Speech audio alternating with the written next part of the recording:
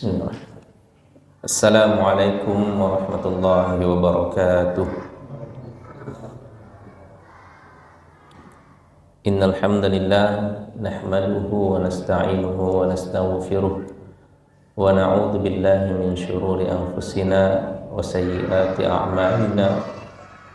May yahdihillahu fala mudilla lahu wa may yudlilhu fala hadiya lahu. Asyhadu an la ilaha illallah wahdahu la syarika lah wa asyhadu anna Muhammadan abduhu wa rasuluh. Allahumma shalli wa sallim wa barik ala nabiyyina Muhammadin wa ala alihi wa ashabihi wa man tabi'ahum bi ihsanin ila yaumiddin, amma ba'd. Bapak Ibu hadirin jamaah Masjid Al-Mubarak Trika yang semoga senantiasa diberikan taufik dan hidayah oleh Allah Subhanahu wa taala.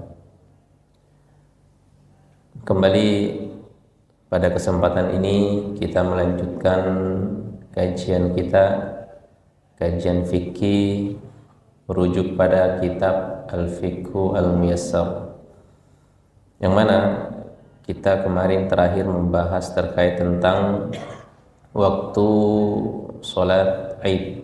Ya. Pada saat ini kita berada pada permasalahan yang kelima, sifatuha wa ma yaqra'u fiha, tata cara sholat Id, ya, baik itu Idul Fitri maupun Idul Adha yang beberapa pekan lalu telah kita laksanakan. Wa sifatuha rak'atani qabla al-khutbah, ya. Itu sholat Id itu 2 rakaat sebelum khutbah. Liqaulihi Umar, sholatul fitri wal adha rak'atani.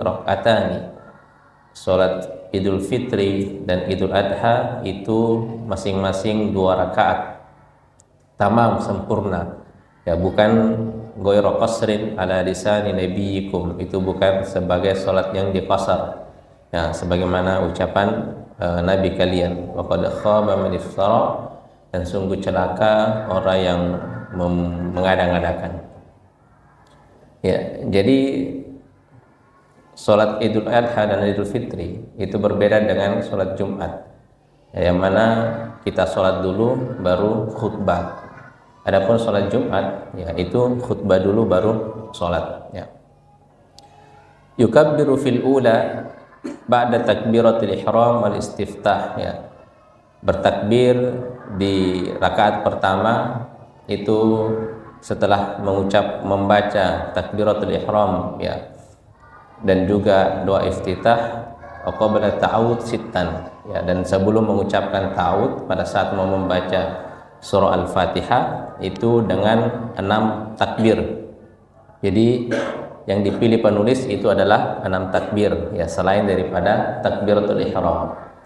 Wa fi tsaniyah qabla al-qiraah khamsah. Adapun di rakaat kedua takbir zawaid atau takbir tambahan itu sebelum membaca suratul Fatihah itu 5 takbir. Ghairu takbiratul qiyam, selain daripada mengucapkan takbir pada saat kita berdiri dari sujud. Ya, jadi terkait tentang takbir zawaid. Jadi sholat Idul Fitri dan Idul Adha itu ada hal yang membedakan dibanding dengan sholat lain pada umumnya, ya. Apa yang membedakan itu adalah adanya takbir zawaid, takbir tambahan. Di rakaat pertama itu beberapa ulama mengatakan jumlah takbir zawaidnya itu 7 kali takbir, ya, di luar daripada takbiratul ihram, ya.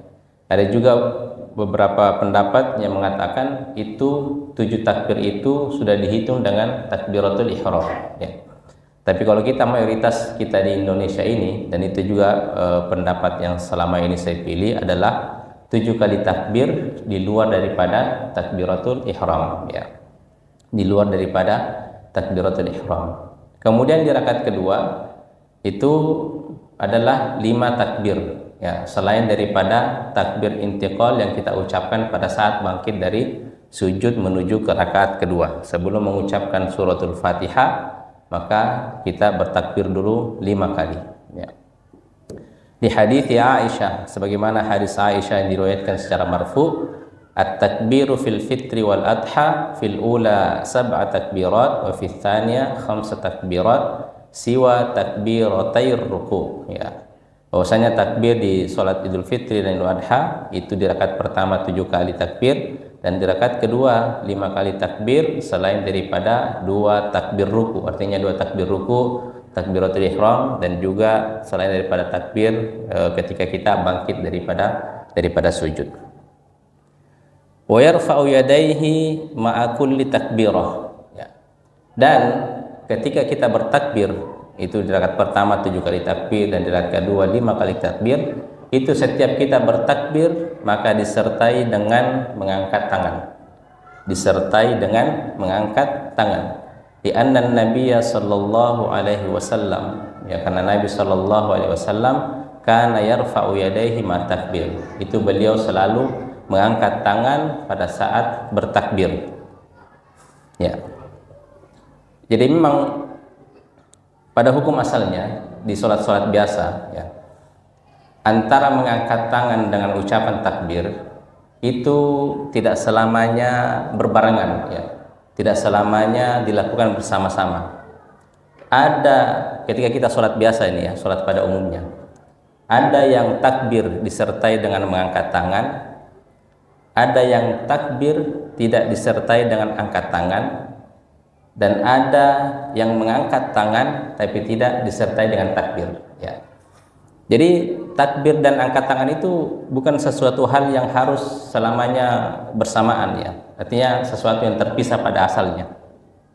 Jadi ada takbir yang kita sholat, kita mengucapkan takbir disertai dengan angkat tangan. Itu pada saat kita mau ruku, ya. Kemudian pada saat kita bangkit ke rakaat ketiga, ya, setelah tahiyatul awal, ya, itu bertakbir sambil mengangkat tangan, ya. Ketika kita mau ruku, ya, Allahu Akbar, ruku. Kemudian yang kedua pada saat kita bangkit dari duduk tasyahud awal menuju ke rakaat ketiga, itu mengangkat tangan. Ada yang takbir tapi tidak mengangkat tangan, ya. Ada yang takbir tapi tidak mengangkat tangan. Contohnya itu semua hal yang berkaitan dengan sujud. Ketika dari i'tidal kita menuju sujud kan tidak angkat tangan.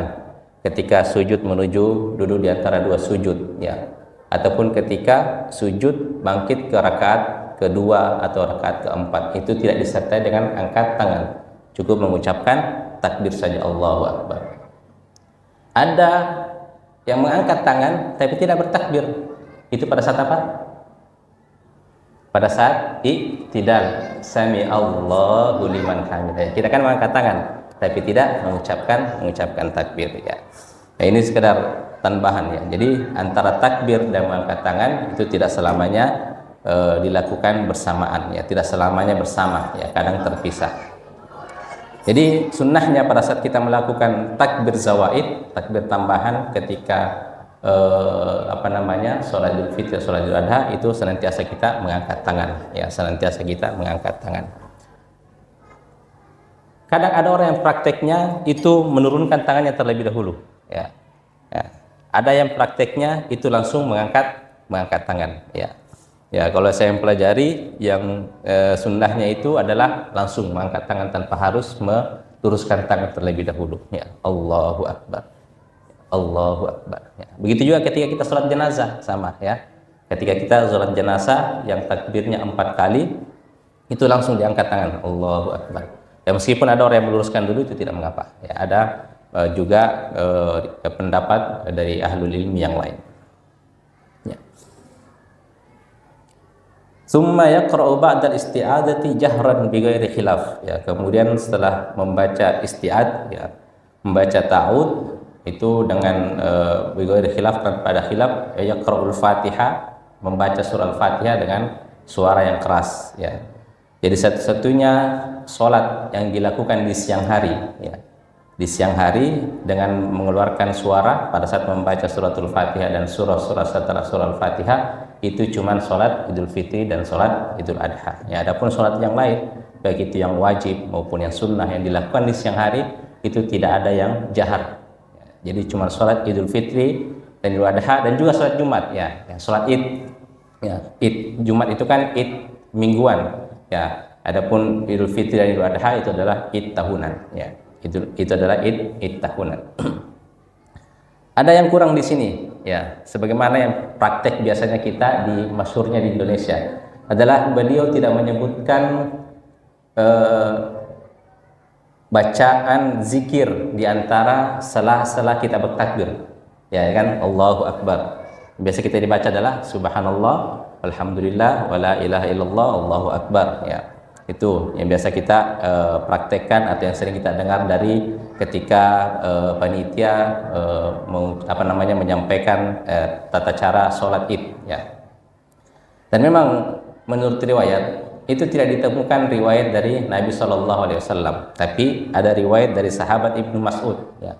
Dari sahabat senior Ibnu Mas'ud yang itu beliau menganjurkan di sela-sela antara takbir itu kita mengucapkan zikir. Zikir apa saja ya, jadi sebenarnya tidak ada zikir tertentu dari riwayat yang menyebutkan bahwasanya harus zikir ini, harus subhanallah walhamdulillah wala ilaha illallah wallahu akbar ya. Zikir apapun itu, tapi mungkin yang lebih gampang untuk kita ucapkan dan itu mencakup semua yaitu subhanallah walhamdulillah wala ilaha illallah wallahu akbar ya.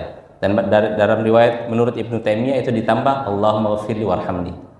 Subhanallah walhamdulillah wala ilaha illallah wallahu akbar Allahumma ghfirli warhamni. Ada juga orang yang menambahkan wala haula wala quwata illa billahil aliyyil.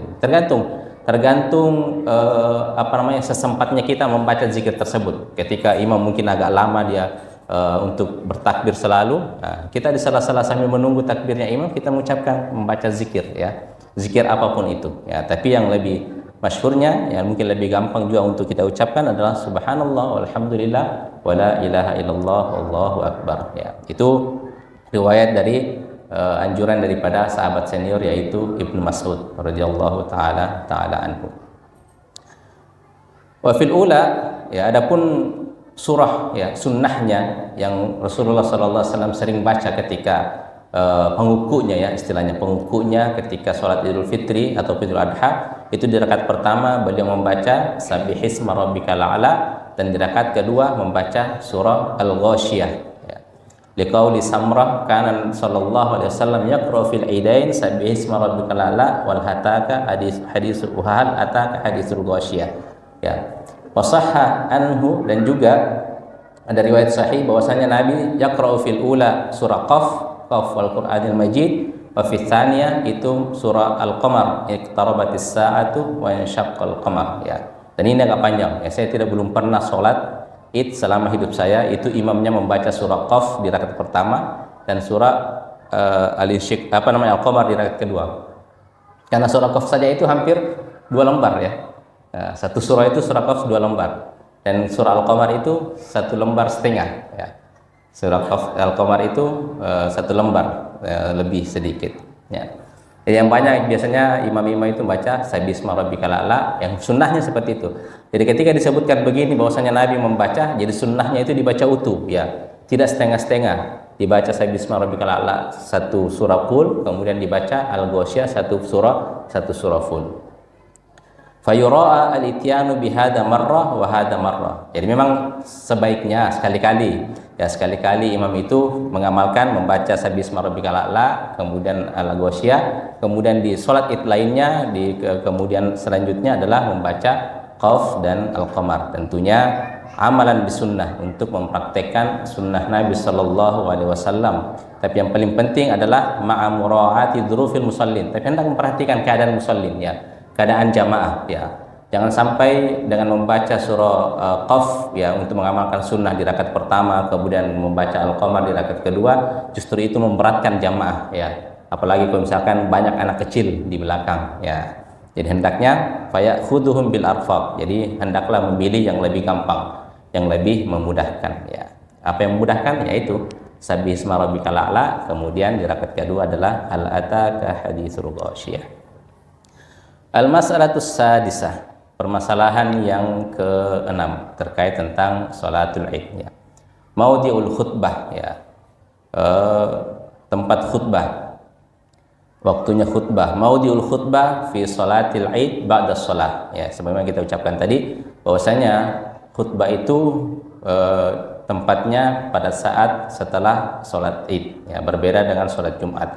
Di qauli Ibnu Umar radhiyallahu anhuma, sebagaimana riwayat dari Ibnu Umar, kana Nabi sallallahu alaihi wasallam wa Abu Bakar wa Umar yusalluna al-idain qabla al-khutbah, adalah Nabi sallallahu alaihi wasallam, begitu juga praktiknya Abu Bakar, begitu juga praktiknya Umar radhiyallahu taala anhum, yusalluna al-idain qabla al-khutbah. Mereka salat Id dulu baru khutbah. Ya, tapi pernah kejadian itu di zaman Khalifah Muawiyah bin Abi Sufyan. Ya, di bawah pemerintahan Gubernur Hakam, ya, Hakam bin Marwan. Pernah khutbah, ya, pernah sholat dulu baru khutbah.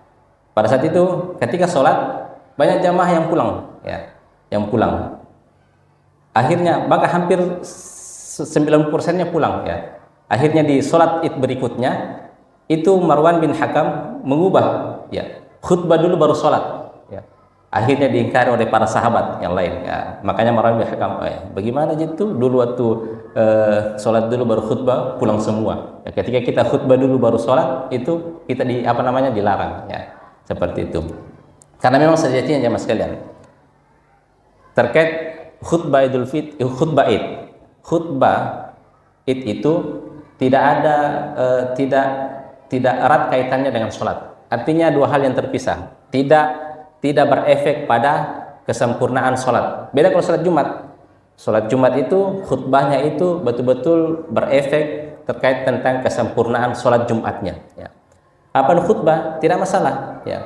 Makanya Nabi SAW itu ketika naik ke mimbar untuk khutbah Idul Fitri atau khutbah Idul Adha, beliau mengatakan, ya masyarul jamaah, wahai jamaah, innala nakhtub, kami akan berkhutbah, ya. Barang siapa yang ingin tinggal silahkan, barang siapa yang ingin pulang silahkan, ya. Tapi kalau Rasulullah ngomong begitu pasti tidak ada yang pulang, ya. Beda kalau misalkan saya khutbah, ya, atau Ustadz Zainal yang khutbah, jamaah saya akan khutbah, bagi yang ingin pulang silahkan, bagi yang tinggal silahkan. Oh, banyak yang pulang, ya. Makanya kita tidak sarankan, ya, kepada khatib untuk mengucapkan itu sebagaimana ucapan Nabi SAW, ya, karena sudah dipastikan akan banyak jamaah yang memilih pulang, ya. Jadi ya, tidak dipastikan meskipun secara fikih sah, sholatnya sah, ya. Tapi kan kadang tinjau suatu ibadah itu tidak dilihat saja dari sisi fikihnya, ya. Ada sisi-sisi yang lain, misalkan sisi adab, ya, tentunya menghargai orang yang akan berkhutbah, ya, bagaimana perasaannya ketika dia khutbah kita tinggalkan, ya, meskipun kalau dia tinggalkan tidak masalah sebenarnya, ya. Nah, tapi dari sisi adab, menghargai orang yang akan berkhutbah dan lain sebagainya, ya, seperti itu. Jadi kadang suatu hukum itu, ibadah itu tidak dilihat dari sisi tinjauan fikihnya saja, jadi ada tinjauan-tinjauan yang lain. Seperti contoh misalkan kalau misalkan ada orang sholat, ya, kan syarat sahnya sholat itu yang penting menutup aurat. Aurat laki-laki itu antara pusar dengan lutut, ya. Tiba-tiba ada orang yang sholat dengan hanya memakai celana, ya, seperti celananya jojon, ya, yang di atas celana seperempat, ya, yang penting menutupi antara pusar dan lutut. Dia sholat, ya, tanpa memakai baju, itu pasti langsung viral, ya. Tapi kalau ditanya pasti dia katakan, ya, dosa apa yang saya lakukan? Ya, kesalahan apa yang saya lakukan? Ya, padahal kan memang dari sisi tinjauan fikih dia sudah benar, sholatnya sah, ya, selama menutupi antara pusar dengan lutut. Memang dia tidak melakukan kesalahan, tapi ada sisi yang lain, sisi adab ketika sholat, ya, sisi uruf, ya, kebiasaan kita. Kalau di Indonesia, di masyarakat kita ini, kalau sholatnya pakaiannya harusnya seperti apa, ya, tidak sembarang pakaian, ya. Meskipun dari sisi tinjauan fikihnya itu sholatnya sah, ya, tapi ada sisi-sisi yang lain, ya, seperti itu. Jadi begitu juga dengan khutbah sholat Id, ya, itu tidak ada kaitannya, ya. Meskipun ketika orang sudah sholat mau meninggalkan tempat masjid ataupun lapangan, ya, tidak masalah. Itu tidak berefek tidak ada pengaruhnya terkait tentang sholatnya. Kemudian permasalahan yang ketujuh, qada'ul Id, ya. Apakah sholat Id itu bisa diqada', ya, ketika ada orang yang terlewat daripada sholat Id. La yusannu liman fatathu sholatul Id qada'uha. Jadi tidak dianjurkan, tidak disunnahkan bagi orang yang ketinggalan sholat id untuk mengqadanya. Ya, li adami wurudi dalil anin Nabi sallallahu alaihi wasallam bidzalik, karena tidak adanya dalil tegas dari Nabi, dalil dari Nabi sallallahu alaihi wasallam terkait hal itu. Ya. Dengan alasannya juga wali annaha salatu dzati ijtima' muayyan. Ya, karena salat itu adalah salat yang secara zatnya itu berkumpul. Nah, fala tusyra'u illa ala hadzal wajh. Ya, dan juga makanya tidak disyariatkan kecuali dengan secara berjamaah, berkumpul. Dan memang juga salat-salat yang itu merupakan pertanda syiar dalam agama, itu ketika kita sudah terlewat maka tidak ada sunnahnya atau syariatannya untuk diqadha. Nah, karena kan ketika sudah melewati waktunya, ya harusnya berjamaah untuk mensiarkan, ya memperlihatkan syiar agama. Ketika kita terlewat maka sudah tidak ada lagi. Sebagaimana sholat Jumat, orang yang ketinggalan sholat Jumat itu kan diantara adalah untuk syiar agama, ya memperlihatkan. Ketika terlewat sholat Jumat maka dia tidak disunnahkan untuk mengqadha, tapi diganti dengan sholat id, sholat duhur, ya sholat duhur. Tidak disunnahkan lagi untuk sholat Jumat, ya karena sudah lewat daripada hikmah adanya sholat dilaksanakannya sholat Jumat. Begitu juga dengan sholat id, ya ketika dia sudah terlewat maka tidak disunnahkan untuk sholat id sendirian, ya diganti dengan sholat sunnah yang lain, entah sholat mutlak ataupun sholat sunnah duha dan lain sebagainya. Kemudian permasalahan terakhir terkait tentang sholat id adalah sunnah nuha. Sunnah apa saja yang disunnahkan untuk kita lakukan, untuk kita laksanakan yang berkaitan dengan sholat id, ya. Yusannu an tu'adda sholatal id fi makanin baris wa wasi' kharijal balad, ya. Disunnahkan melaksanakan sholat itu di tempat yang terbuka dan di tempat yang lapang, yang luas. Kharijal balad, di luar kampung. Yajtami'u fihi al-muslimuna li idhari hadhihi syairah, di mana orang-orang muslim berkumpul untuk menampakkan syiar tersebut. Wa idza sulliyat fil masjid li udrin fala ba'sa bidzalik. Tapi adapun misalkan salatnya itu dilaksanakan di masjid karena ada uzur, maka tidak mengapa, ya. Sebagaimana kita pernah jelaskan sebelumnya, hukum asal salat id itu, ya, urutan pertamanya, sunnahnya itu urutan pertamanya dilaksanakan di tempat terbuka, ya, di tempat yang luas, tempat terbuka, kharijal balad, di luar kampung, ya. Sebagaimana Nabi SAW praktek ketika di zaman Nabi SAW, itu Nabi bukan sholatnya di pelataran di sekitar Masjid Nabawi, ya. Masjid Nabawi itu kan padahal kan luas itu. Ada sekitar jarak 400 meter antara Masjid Nabawi kemudian kuburan Baqi, ya. Tapi Nabi tidak sholat di situ.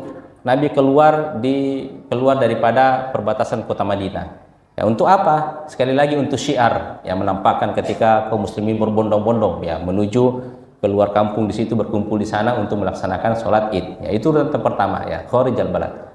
Nah, kemudian urutan kedua, ya, kalau tidak mampu keluar kampung, ya karena kan rata-rata semua orang sudah melaksanakan sholat id itu di kampungnya masing-masing, ya. Ya, kita di kampungnya sendiri, tapi di tanah lapang atau di tempat terbuka, ya, itu urutan keduanya. Di tanah lapang, di tempat yang terbuka, ya.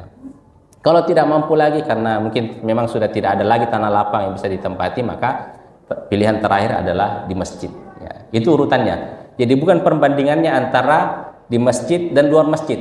Banyak juga orang yang ustadz itu salah paham, ya, perbandingannya antara di masjid dan luar masjid, ya. Kalau misalkan yang penting di luar masjid, ya, yang penting bukan di masjid. Urutan pertamanya, sunnah pertamanya katanya yang penting bukan di masjid. Jadi ada orang yang pernah saya lihat itu sholat idnya di lapangan futsal. Lapangan futsal itu kan di dalam gedung, ya, dan di ruangan tertutup, ya. Karena dia katakan yang penting bukan di masjid, yang penting kalau ada tempat yang bisa kita tempati selain daripada masjid, pilihan pertamanya adalah yang penting di luar daripada masjid. Padahal bukan itu. Pilihannya adalah di tempat terbuka atau di masjid, ya. Kalau bukan tempat terbuka, ya, kalau mungkin sekarang ini bisa, kalau misalkan seperti di tempat mini soccer itu kan terbuka, ya kan. Soccer terbuka bisa di situ, ya, tapi selama tidak ada dinding yang menutupi, ya, meskipun atapnya tidak ada, tapi kalau masih ada dinding berarti bukan tempat terbuka namanya, ya. Jadi bukan perbandingannya antara masjid dan tempat luar masjid dan di luar masjid, tapi perbandingannya antara masjid dan di tempat yang terbuka, ya. Itu sunnah pertamanya. Kemudian sunnah selanjutnya adalah Wa yusannu taqdimu salatil adha wa ta'khiru salatil fitri, ya. Kama taqaddama bayanu dzalik indal kalami ala waqtiha. Disunnahkan untuk menyegerakan, ya, salat Idul Adha, mempercepat salat Idul Adha dan mengakhirkan salat Idul Fitri. Ya, sebagaimana yang pernah kita jelaskan ketika membahas terkait tentang waktu melaksanakan salat Id.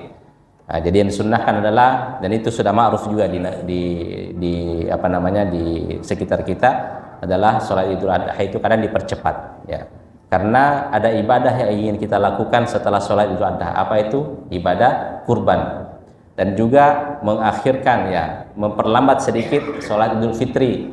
Nah, karena ada ibadah yang ingin dilakukan sebelum salat Idul Fitri. Apa itu? Yaitu mengeluarkan zakat, ya, mengeluarkan zakat. Karena waktu zakat itu berakhir dengan dilaksanakannya salat Idul Fitri, atau riwayat yang lain dengan naiknya khatib ke atas mimbar.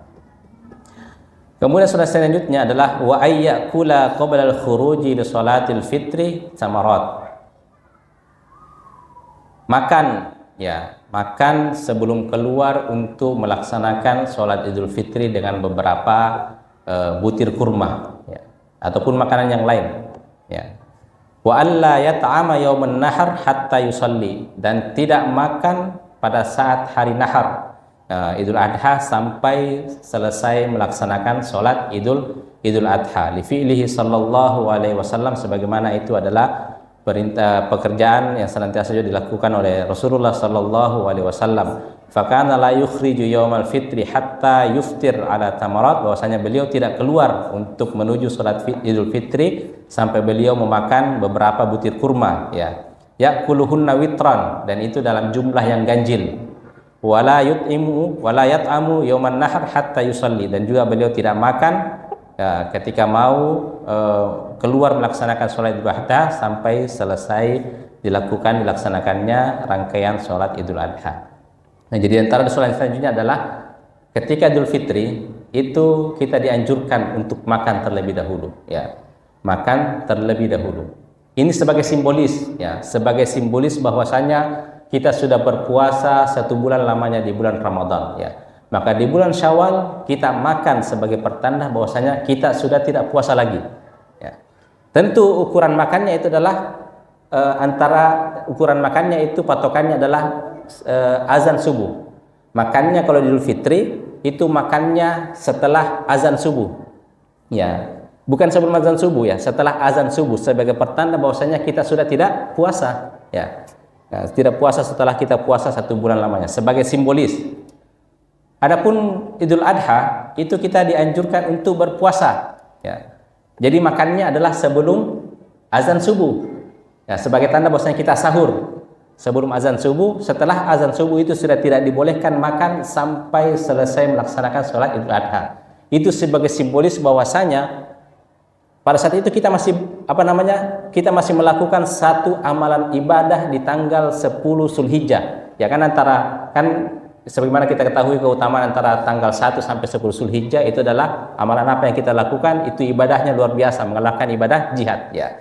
Dan salat ibadah agung yang dianjurkan adalah dengan berpuasa, ya. Makanya di tanggal 10 Zulhijjah kan haram orang berpuasa. Tapi sebagai simbolis bahwasanya kita seakan-akan berpuasa, itu kita tetap dianjurkan sahur dan tidak makan setelah azan subuh, ya, setelah azan subuh, karena patokannya orang berpuasa kan sampai azan subuh, ya. Maka tidak boleh makan sampai selesainya, disunnahkan tidak makan sampai selesainya rangkaian sholat Idul Adha, sebagai simbolis bahwasanya, ya, saya masih mau berpuasa di tanggal 10 Zulhijjah, meskipun pada hakikatnya kita tidak boleh berpuasa. Itu secara simbolis, ya. Dan memang juga itu merupakan sunnahnya Nabi Sallallahu Alaihi Wasallam, ya, tidak makan sebelum sholat Idul Adha, ya, dan juga makan sebelum sholat Idul Fitri, ya, itu jadi kebalikannya. Kemudian sunnah selanjutnya adalah wa yusannu at-tabkir fil khuruji li sholatil Id ba'da sholatis subhi masyian, ya. Disunnahkan untuk berpagi-pagi, bersegera mungkin, ya, keluar menuju tempat pelaksanaan sholat Id, ya. Bahkan dianjurkan itu setelah sholat subuh, ya, dianjurkan berpagi-pagi sepagi mungkin, ya, sesegera mungkin, dalam keadaan ya tentunya jalan kaki ya. Dia tamakkana minad dununi minal iman ya, agar memungkinkan kita posisi kita itu semakin dekat dengan imam. Wa tahsulu lahu fadilata intidharis shalah ya, agar dia mendapatkan keutamaan menunggu ditunaikannya salat. Ya, jadi antara salat selanjutnya adalah kita sepagi mungkin ya, secepat mungkin menuju tempat pelaksanaan salat Id itu sendiri ya. Jangan kadang orang niatnya muka saya terlambat-lambat deh biar nanti orang sudah kumpul-kumpul lewat kak dan lihat baju baruku. Seperti itu. Jadi disunahkan sepagi mungkin ya. Untuk apa? Pertama adalah biar jadi sholat berjamaah Idul Fitri itu sama ya, ketika rangkaian keutamaan sholat berjamaah 5 waktu itu keutamaannya sama ketika kita melaksanakan rangkaian sholat Idul Fitri atau Idul Adha secara berjamaah. Jadi semua keutamaan yang didapatkan dari sholat berjamaah ketika 5 waktu itu juga didapatkan ya keutamaannya. Misalkan kita berada di saf pertama ya, posisi kita dekat dengan imam, itu lebih tinggi keutamaannya. Nah, kemudian juga kalau kita sesegera mungkin ya menuju tempat sholat sambil ditunggunya pelaksanaan sholat itu kita mendapatkan keutamaan ya. Jadi ada keutamaan menunggu ditunaikannya sholat. Itu sebagaimana kata Nabi SAW, orang yang duduk-duduk dalam rangka menunggu sholat fahuwa fis sholat. Jadi dia seakan-akan dicatat oleh malaikat seakan-akan dia lagi melaksanakan sholat sunnah. Padahal kan cuma duduk-duduk. Jadi semakin cepat kita menuju tanah lapang atau di masjid untuk menunggu ditunaikannya sholat id, ya, semakin banyak dicatat oleh pak malaikat seakan-akan kita melaksanakan sholat sunnah. Ya, seakan-akan kita melaksanakan sholat sunnah ya, seperti itu. Jadi sesegera mungkin ya, jangan menunggu lihat-lihat dulu nanti pide dan lain sebagainya ya, seperti itu. Kemudian selanjutnya wa yusannu ayyatajammalal muslim ya, disunnahkan seorang muslim itu memperindah dirinya ya, wa yaktasil ya, dia mandi kalau mandi syar'i artinya mandi wajib ya, biasanya seperti itu. Wayal basu ahsanat thiyab, dan dia memakai pakaian yang terbaik ya, pakaian terbaik yang dimiliki. Wa yatatayyab, dan juga memakai wangi-wangian ya. Jadi di hari Id itu kita menampakkan kegembiraan dengan cara adalah kita mempercantik diri kita ya, memperindah diri kita ya, mandi betul-betul membersihkan diri kita ya, berbeda daripada mandi-mandi biasa, kemudian memakai pakaian yang terbaik yang kita miliki. Ya, bahkan para ulama itu menganjurkan itu kita punya pakaian tertentu untuk Id ya, entah itu sholat Jumat yang kita pakai untuk sholat Jumat, dan juga khusus yang kita pakai untuk sholat Id ya. Para ulama menganjurkan seperti itu, selama tidak memberatkan, maka hendaknya kita punya pakaian khusus yang dipakai untuk sholat Jumat dan sholat Idul Fitri atau sholat Idul Adha, dengan yang pakaian yang kita pakai untuk ibadah harian seperti itu ya, selama tidak memberatkan ya.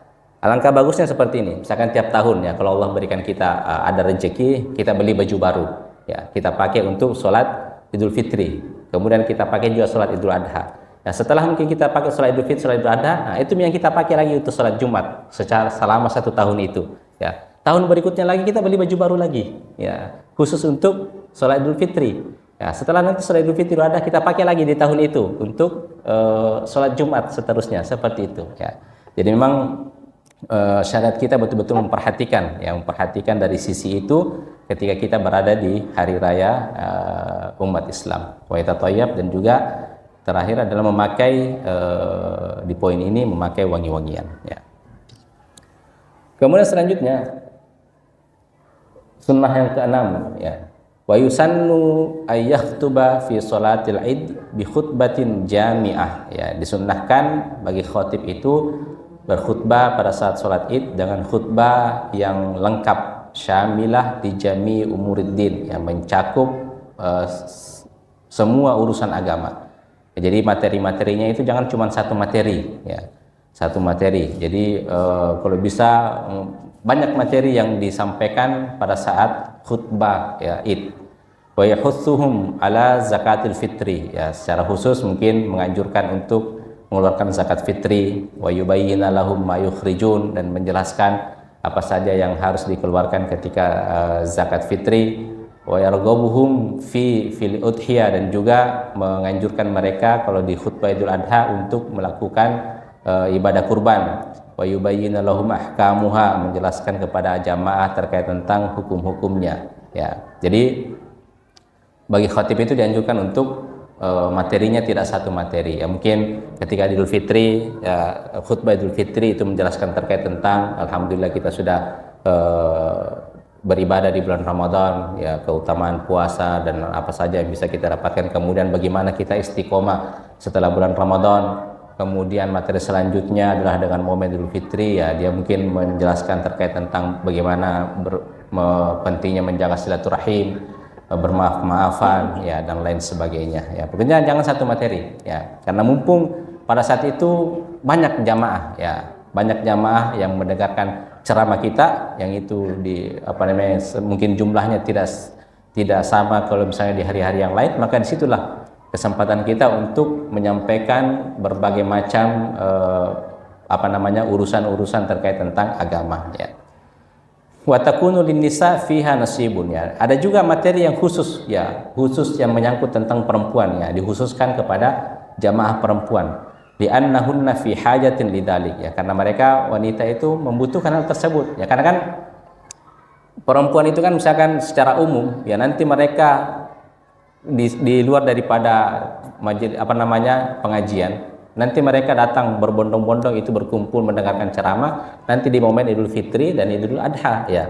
Sebagaimana anjuran Nabi ketika momen Idul Fitri dan Idul Adha, beliau sangat menganjurkan seluruh wanita, baik wanita yang halangan ya maupun wanita yang pada asalnya tidak boleh keluar rumah, itu dianjurkan semua untuk datang berkumpul di dalam lapang pada saat pelaksanaan Idul Fitri. Makanya Nabi itu ada mengkhususkan nasihat untuk wanita. Ya, bahkan Nabi SAW faqad atan nisa ba'da faraghahu minas salati wal khutbah ya, fawa'adahunna wa dzakkarahunna. Jadi Nabi mendatangi manusia, mendatangi perempuan-perempuan. Kemudian Nabi menyampaikan nasihat khusus ya kepada perempuan. Ya, kalau mungkin sekarang sunnahnya khatib tidak perlu mendatangi perempuan, jamaah perempuan, karena sudah ada speaker ya, sudah ada pengeras suara ya, dan itu ditempatkan mungkin di akhir khutbahnya, dikhususkan kepada untuk jamaah perempuan ya. Apakah itu ya, terkait tentang bagaimana mereka berbakti kepada suami ya, ya sebagaimana khutbahnya Ustadz Zainal di Idul Fitri yang saya dengar ketika saya putar di YouTube itu, Masya Allah ya,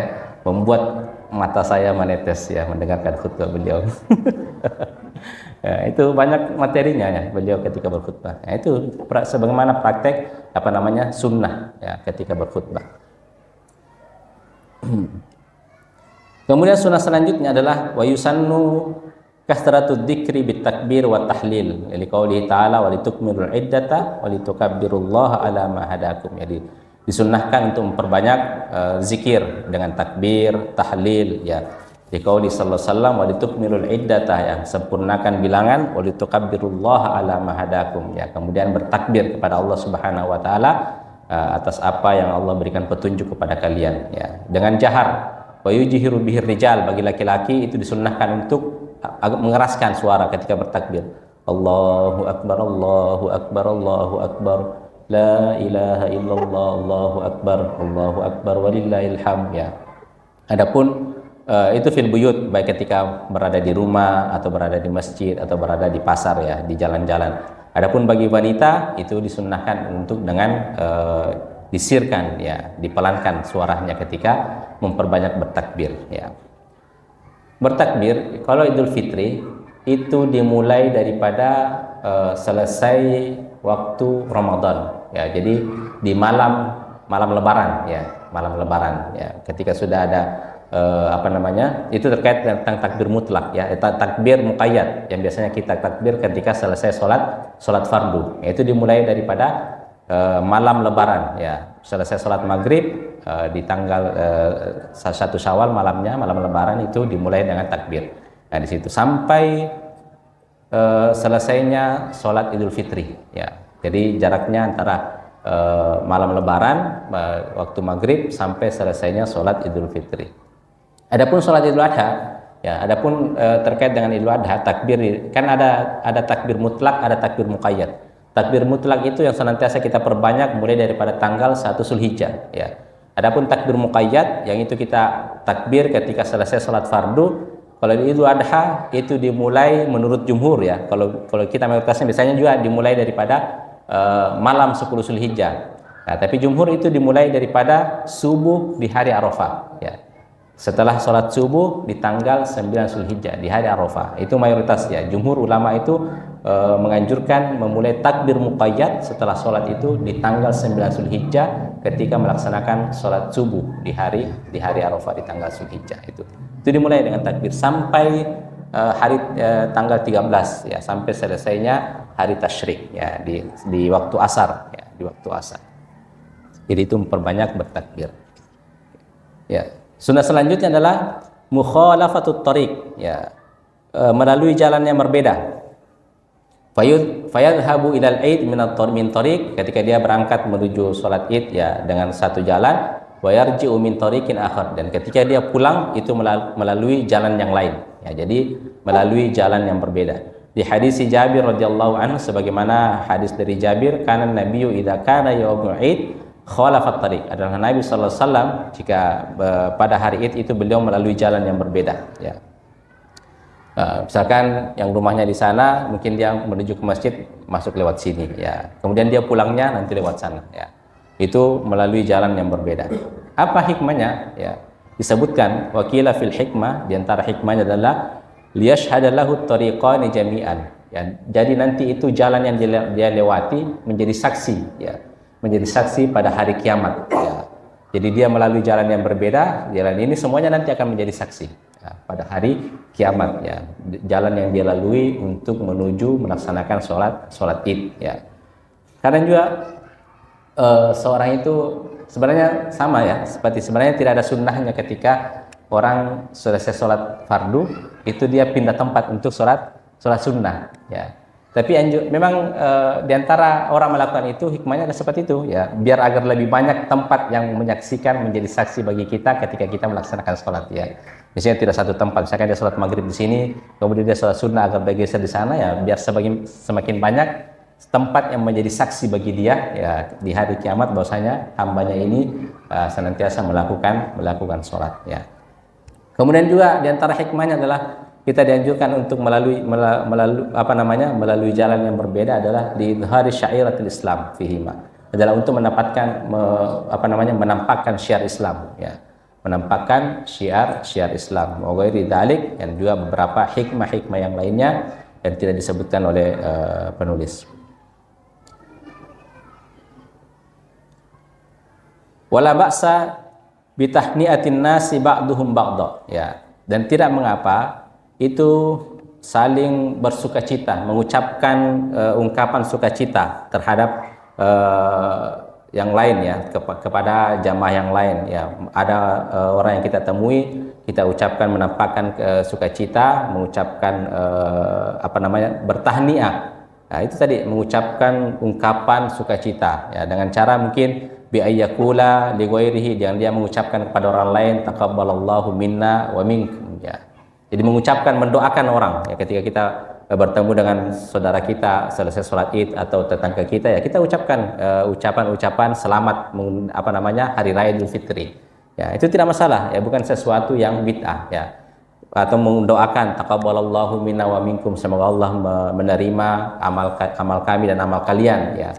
Taqabbalallahu minna wa minkum asyam wal qiyam ya. Semoga Allah menerima amal ibadah kita selama di bulan Ramadan, baik itu puasa, baik itu tarawih kita, atau solihal amal, apapun ya, apapun bentuk ucapannya, mau dengan ucapan bahasa Indonesia tidak masalah ya. Jadi anjurannya juga ketika kita berada di di hari Id itu adalah saling bertahniah, saling mengucapkan ungkapan selamat atau ungkapan sukacita ya, entah itu mendoakan ya seperti sebagaimana saya ucapkan tadi, atau apapun itu bentuk redaksinya silahkan ya, bebas, tidak ada ucapan khusus, karena itu bukan zikir ya, itu saling mendoakan. Yang namanya doa itu kan ya tergantung redaksi kita seperti apa.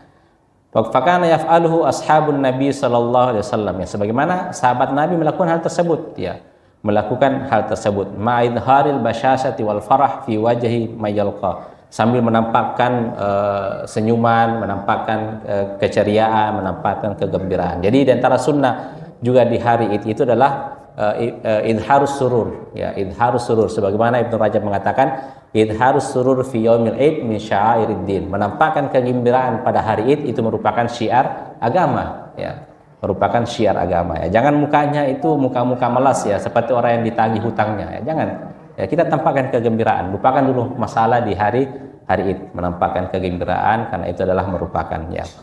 Bentuk lain juga menampakkan kegembiraan, ya, dengan saling menziarahi satu sama lain, ya, silaturahim satu sama lain, atau melakukan reuni keluarga, family time, apapun itu modelnya selama tidak melanggar syariat. Atau kita di Indonesia ini biasanya mengadakan halal bihalal, ya, halal bihalal keluarga besar, itu tidak masalah selama tidak melanggar syariat, menampakkan kegembiraan di hari Id, ya. Bapak Ibu yang dirahmati Allah Subhanahu wa taala, jadi itu terkait tentang hal-hal yang berkaitan fikih terkait tentang sholat Id, ya. Dan insya Allah pada pertemuan selanjutnya kita akan membahas terkait tentang sholatul istisqa, ya, sholat istisqa, sholat meminta hujan. Saya kira itu, mudah-mudahan ada manfaatnya. Ya, sallallahu ala nabiyina Muhammad walhamdulillahirabbil alamin. Ya, alhamdulillah. Nah, kita sudah mendengarkan lanjutan dari pembahasan sholat Id, yaitu sholat 2 hari raya. Mungkin ada yang mau bertanya, silakan Bapak Ibu sekalian. Sebelum kita tutup, ada yang mau bertanya?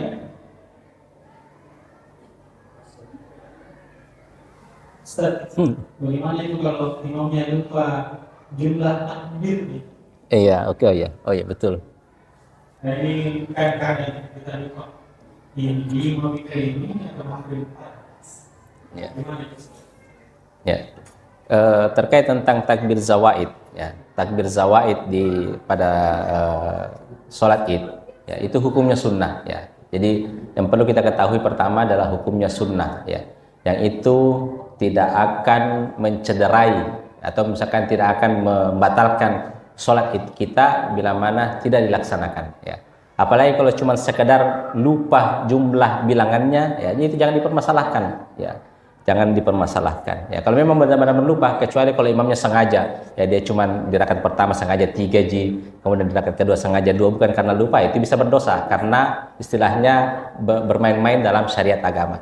Tapi kalau lupa, maka itu tidak membatalkan sholat Id. Apalagi kalau misalkan memang tidak dilaksanakan, artinya itu tidak masalah karena itu termasuk daripada sunnah, ya, sunnah. Tapi sebisa mungkin dilaksanakan,